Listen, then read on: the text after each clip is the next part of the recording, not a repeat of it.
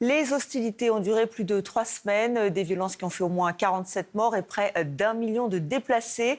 Ces derniers ont l'espoir de pouvoir rentrer chez eux rapidement. C'est l'un des points importants du cessez-le-feu signé entre la Thaïlande et le Cambodge.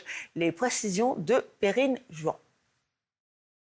C'est le soulagement pour ces déplacés cambodgiens qui aimeraient enfin y croire. Je suis heureux qu'il y ait un cessez-le-feu. Je souhaite avoir la liberté de pouvoir retourner travailler.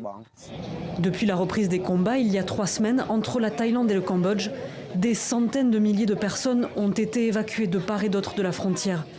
Contraintes de dormir sous des tentes ou dans des centres d'hébergement d'urgence, elles devraient enfin retrouver leur village.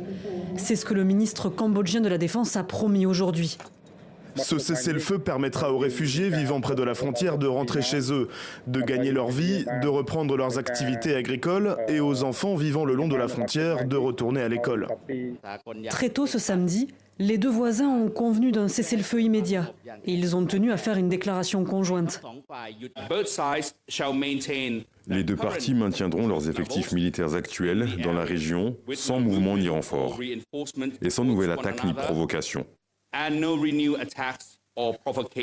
Le cessez-le-feu sera surveillé et observé pendant 72 heures afin de confirmer qu'il est réel et continu. L'accord évoque le gel des positions militaires, le déminage des zones frontalières et une coopération policière pour lutter contre la cybercriminalité. Mais rien sur le tracé de la frontière, ni la souveraineté de plusieurs temples, objet du conflit. Ce cessez-le-feu a été rapidement salué par l'ONU, qui dit espérer que cela ouvrira la voie à la paix.